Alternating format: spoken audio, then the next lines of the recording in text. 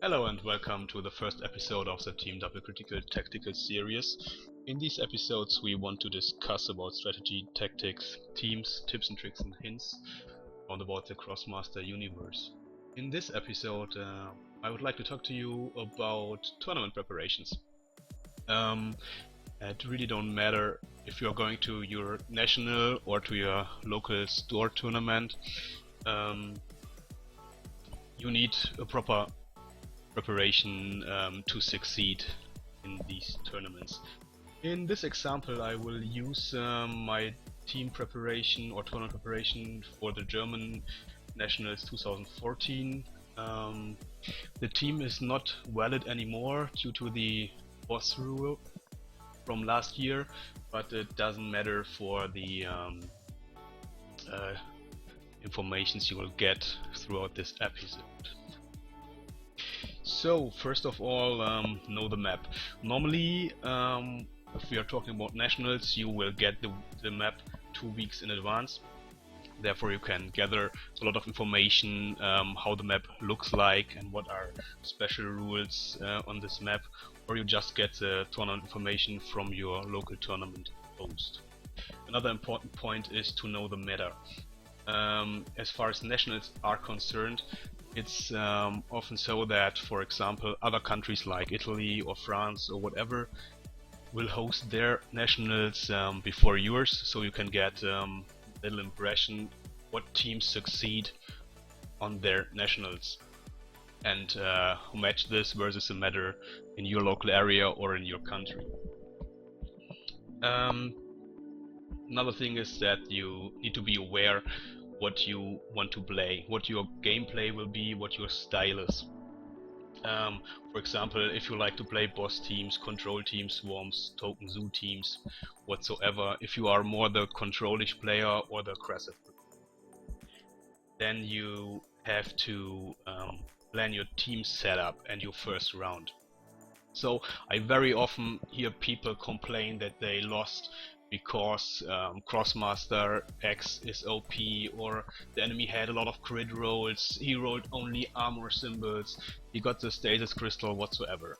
The truth most of the times is they're sometimes lucky but very often baby rage.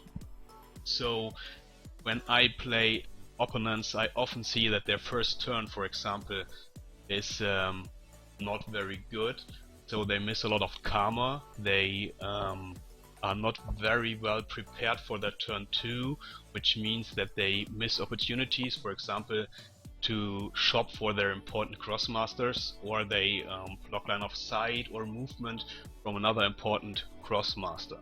So plan your first turn ahead. It's first step to victory or to a loss. I can't stress enough how important your first turn and your setup for turn 2 is. For the 2014 Nationals, this map was released 2 weeks before. I saw it on the French Nationals, and when we analyzed the map, you can see there are 14 karma per side. The shops are accessible, which means you can easily reach them, and they're more secure. For example, if you compare against the Nationals or the World's map, where you could lock out the opponent with a block doll or Faeris when you occupy their shops. Another thing is that turbo or mobility is highly needed to get out of the start position and pressure the opponent. So concerning my game plan and my style is that I like teams with high initiative. I really like to start the game. On this particular map, my plan was to get at least the 12 karma on turn 2. I also like high mobility, which will be provided with like anatomy, Lucky, anything that can push or switch characters, and high burst characters. At this time, I really liked Kitty, so that's why I chose the Kitty for its re-team. The initiative is pretty high. I don't think that I met an opponent on that Nationals with a higher initiative. I have 2 turbo agents for movement with Lucky and Poor, and we can do 8 piercing damage with Kitty Rage, which means that we can pretty much one-shot most level 1 and 2 Krosmasters from our opponent. What else to say? As stated in the beginning, this team is not valid anymore, but it really don't matter for our purpose here. My plan was also to get the 12 karma on turn 2. Also important that I could spend those 12 karma before Kitty's turn starts. So I had a little look what rewards will be like game changing or game winning for me. I listed here separated by their costs, and with this team, I will show you the setup soon. Pretty much any of the 12 karma report will win me the game on turn 2 or 3. So I planned my team setup very well. I will just show you what I'm going to do. First off, Henual is the first character on my team. We will move 2 cells to the left and collect the karma and move 1 cell back. Then we will push that core with Lucky to the top. After that we will push that core to the left and finish our turn here. Then Koa can collect this karma and move to this field, which is very important for her because she will be able to get this karma and this karma on the shop next turn and will be able to buy for Kitty before she is going to take any action. This core can collect these 2 karma on their first turn, which is also pretty important and a nice setup for turn 2. Our Puchan will simply move to this shop, collecting the karma. She's another possibility to shop before Kitty, and also she will save our Kitty on turn 2 if the enemy will place any tokens in front of our Kitty, which we'll see later.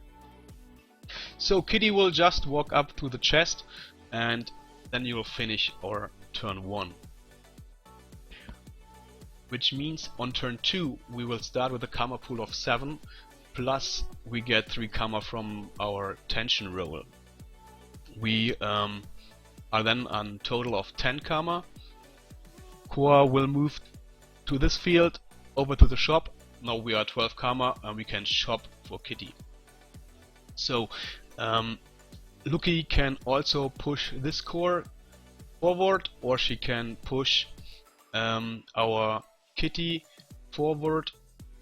It really depends what our opponent did in his turn 1, but our Henual also could just walk up, buff our Kitty for 10 AP, so she can burst for 8 damage armor piercing without rewards. If you get something like Stasis Crystal, this almost finish the game on turn 2. So our Pooh starts his turn right on the shop, so we can beside Kitty if her path is occupied or something and throw her forward. So her threat range is pretty high. We can nearly kill everything in this area. Many opponents I played on the German Nationals, they didn't know the map or they didn't prepare, so you can I could see them being stuck in their starting area here, and they wasted so many movement or action points. So again, I can't stress enough that you have to figure out a very good turn 1 placement and start up for your second turn. Then the second turn is pretty much where the game will really start. After that, the game is open, but the first 2 turns or until the start of turn 2, you can pretty much plan this ahead on an empty board. After that you have to play with your opponent, and then the decision making, etc. is very important. So I would say the most important thing for your tournament preparation is choose a correct team, place the Krosmasters optimal for a first turn, and always consider the meta, etc. Okay, that was it for our first episode. If you like those small episodes of tactics or whatsoever, or you have a topic which you want to have discussed, just leave us a comment below in the comment section, and please subscribe. Thank you very much. Bye bye.